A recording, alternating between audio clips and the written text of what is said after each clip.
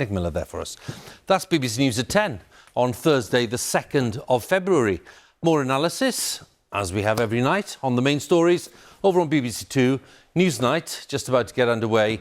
And it's Kirsty there, who's at the helm. And here on BBC One, our colleagues in the nations and regions, all standing by with the news where you are. But from all of us on the 10 team, thanks for watching and good night. Coming up, the money-saving expert versus the Mayor of London over the ultra-low emission zone expansion. There's no clear winner after a split decision.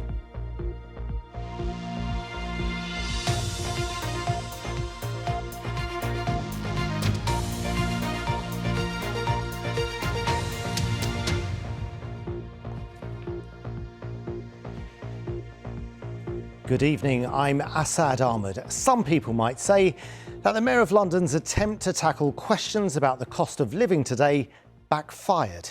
Sadiq Khan had brought in top financial guru Martin Lewis to tackle topics.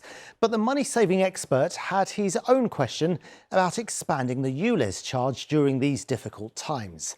Then there was the HGV driver who stormed out in disgust. So did it all backfire? Well, no. According to the Mayor's team. Here's our work and money correspondent, Tara Welsh.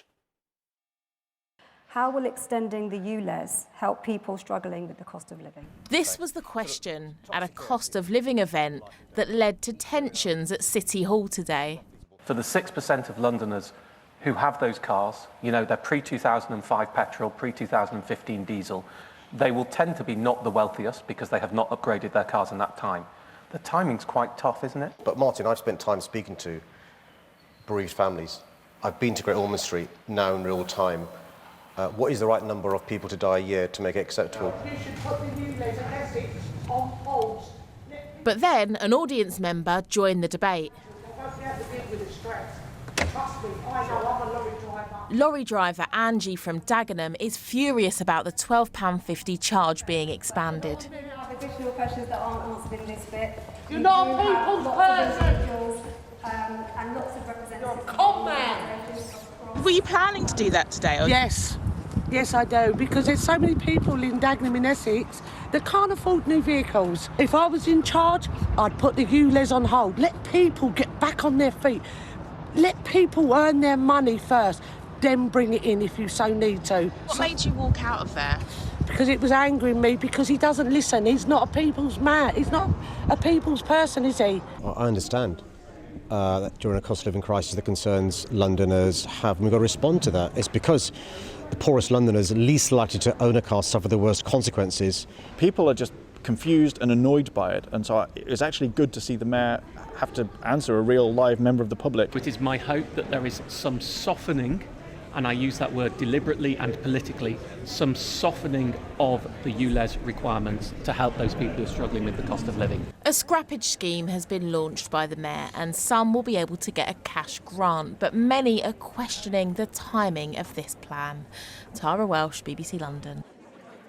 A man who seriously injured a police motorcyclist when he rammed his car into him to avoid being arrested has been jailed. Joseph Ward's actions led to Inspector Tony McGovern suffering several injuries during the incident in Haringey last July. Ward was jailed for 4 years. The murder of Zara Alina by a stranger as she walked home in Ilford last summer led to calls for more to be done to improve the safety of women on our streets. The council there says an area it's targeted is now issuing fines to offenders for street harassment. Here's our Home Affairs correspondent, Sonia Jessup. On a January evening in Ilford, women have gathered to walk with the council and police and point out areas where they feel unsafe. But I refuse to walk down that road because it's not well lit, and I know if anything happens I can't scream for help. The council says it's a chance for them to learn and make changes. From CCTV, brighter street lights, having visible enforcement officers, having our vehicles go late at night. The murder of Zara Alina on a local street as she walked home last summer shocked the community. Her killer, Jordan McSweeney, had followed a number of women that night. The council says it is improving safety but recognises much more is needed. I've had experience where I've had to carry keys in my hand just in case somebody tries to attack me. I've had to walk with crowds to make sure that I feel safe. I have a trade-off between going down a well-lit road, but I know there's the 100% guarantee that there will be catcalling, or going down a quieter street where I know I won't be catcalled because there aren't many people down that road. But then if there aren't that many people down that road, I'm exposing myself to more risks. Catcalling is one problem being targeted. In December, a man was fined £100 by undercover council officers for harassing a woman. The authority says it's the first in London to use a public space protection order in this way. So many women don't feel that they can go to report a crime, and what we're saying is we will see it, we will observe it, and we will tackle it there and then. Local police have been working closely with the council but recognise the challenge when, after a series of scandals, some women have lost trust in the Met. My ask is please do trust us. And it's not easy in obviously the light of what's happened recently and previously, but majority of officers are here to really help.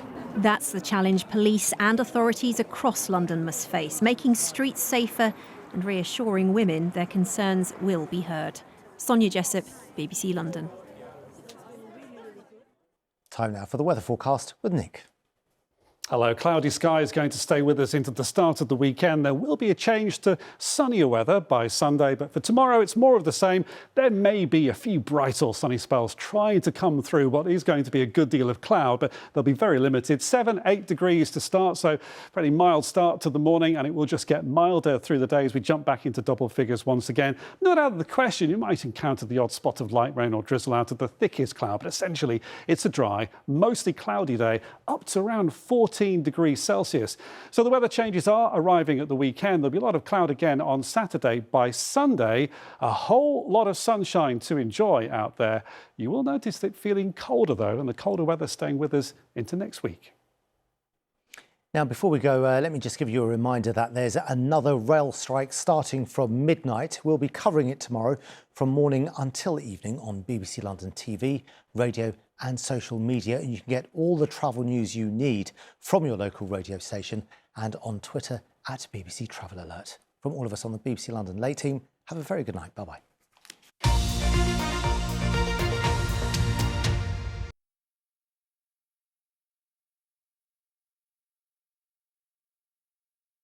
He was behind the biggest timeshare fraud